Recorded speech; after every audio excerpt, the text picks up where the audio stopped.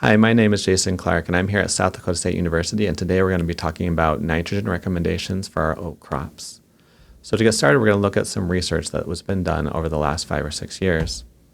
So if we look here, we're going to see several different sites throughout central and eastern South Dakota where we've done oat nitrogen recommendation research. And here our graph is going to show us the typical nitrogen fertilizer rate that was required to achieve an optimal yield. And you can see here there's a lot of very low sites, a lot of zeros. If we look at that fertilizer N plus amount of nitrogen that was already in the soil, we can see that come up about fairly even as far as those two numbers together, showing that soil nitrogen is really important, especially in our oat nitrogen recommendations. Now, if we look at our yield at optimal N, we can see even though some of these didn't require very little fertilizer N or already had nitrogen in the soil, they still yielded well. So it wasn't necessarily a detriment if we didn't have a lot of nitrogen that was required to achieve an optimal yield. So when we look at our oat nitrogen recommendations, we first of all use a yield goal approach here in South Dakota, and we start with a yield goal or a yield potential for that field. And we multiply it by a coefficient, in this case 1.3 pounds of nitrogen per bushel of oats. And then we subtract the amount of soil test nitrogen that was in that top 2 feet. We subtract a legume credit, so if it was after a soybean, a 40-pound credit. And if we do the math there, we come up with a recommendation of 97 pounds of urea per acre. And we're always asking this question, can we do better? How accurate are we? Where can we improve? So to do this, we looked at those sites, the 28 nitrogen sites between 2017 and 2022. Some of them were conventional, some of them were no-till. You can see them on the map here behind me. And we did nitrogen response trials at each of these sites. Typically, soybean was the previous crop to the oats. Now, if we're going to look here, we're going to look at, first of all, across these sites, the nitrogen recommendation that you can see here in the red bar. And now we're going to look at the blue bar, which is the actual nitrogen needed. You can see here generally some of them are close to that line, close to the same, which is what we'd like. It means our recommendation and the actual needed is really close. But typically we see a lot of these that are above that blue line, which is not what we want. Now if we just focus on that difference between the red and blue, which is, so if we're above this 0 line here, that means we over-recommended nitrogen. But if we're below that line, that means we under-recommended nitrogen, so we were below. So we're going to probably lose money. So we want to be close to this line as possible. So we look at that difference here using our current recommendations. We can see pretty consistently we tend to be above that line, which means we're applying more nitrogen on recommendation than the crop actually needs. So if we look at this equation here and we want to know how we can improve, there's a few things we can look at first. The first thing we're going to look at is this coefficient, this pounds of N per bushel of oats. Now, where does this come from? Well, it comes from a few different factors. It needs the pounds of N per bushel of oats. And that could be 120 pounds of fertilizer N divided by 90 bushels, and that could equal 1.3 pounds of N per bushel of oats.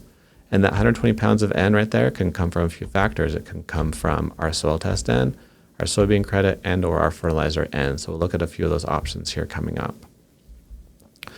So here's our sites. This is our nitrogen coefficient here on our y-axis. This is going to be our pounds of N per bushel of oats. So we just look at the amount of fertilizer N per bushel of oats and see how it's below this 1.3 line. The pink line is 1.3 where we're at right now. See, typically that fertilizer divided by bushels is lower. It's actually around 0.6 if we're just looking at fertilizer N. Once we include soil nitrogen, we move that value up to an average about 0.9. Now if we look at also including that legume N, it moves up to about 1.2. But overall, if we're just looking at fertilizer N plus soil N, which is what we typically do, we're seeing that value moving from 1.3 down to a 0.9. But let's do some math to see what's actually closest to that 0 line, or how can we get our actual needed close to our recommendation nitrogen levels. So here we're going to look at the differences. Again, if we're above this 0 line, we're over-recommending. If we're below it, we're under-recommending. If we use that 1.3 coefficient, we typically see, again, we're over-recommending. If we move that down to 1.1, we see those sites we're over-recommending start to come down. 0.9, we're coming down more. 0.7, we're at the line or below on a lot of the sites. Some of them that were started below were really below.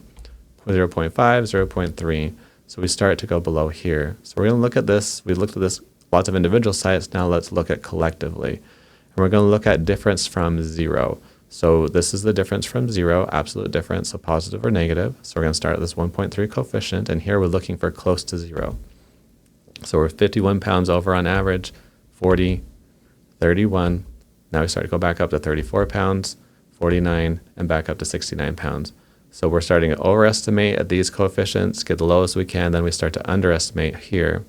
So using this math, our 0.9 coefficient seems to be our best bet as far as accuracy goes. So we want to look at kind of the scale around 0, not just look at on averages. We can then look at some box and whisker plots. So we want to see how close we are to 0. So this 1.3 coefficient, we can see that 50% of our data is right here within this box. Our means are this mean and median are the X in the line here. And we're plus 37 on average. We can see we tend to be, most of the data is above 0. If we move it to 1.1, we're starting to go down. 0.9, we're pretty even around that 0 line. Go to 0.7, now we start to decrease below the 0 line, 0.5, 0.3. And you can see how on the average here, we're getting closer to 0, then we start to get farther away from 0 as we go even lower. So this data again is showing us this 0.9 level right here is probably our best bet as far as accuracy. It's definitely more accurate than our current 1.3. So if we look at our recommendation here, we take that from 1.3 to 0.9. The next thing we're going to look at is our legume credit. It's currently 40 pounds of nitrogen per acre. So if we look here at our data, and again, this is the difference, so we want everything close to this 0 line. If we use our 40-pound legume credit with our new 0.9 yield goal recommendation, we're right here about this plus 3. We tend to be right close to 0, so pretty good recommendations, but we tend to be a little bit below that line on average. This box is more below than above. If we move that legume credit to only 30 pounds of nitrogen per acre, we actually move that box so it's more equally around this 0 line. Now if we move it to 20 or 10, we tend to now go above it, where we're over-recommending more often than not as well. So really what we're showing here is the 40 might be a little high, the 30 is about right as far as our legume recommendation, and these other ones start to go a little too low. So with this, our current recommendation is going to change from using 1.3 coefficient to 0.9 and moving that legume credit from 40 down to 30. So in this new recommendation, instead of 97 pounds of urea per acre, we'd only be doing about 41 pounds of urea per acre, which is going to save us economically quite a bit and help us improve our economics and also our profitability. If you have any questions, please feel free to reach out, but these are our new nitrogen recommendations going forward for the state of South Dakota. Thank you.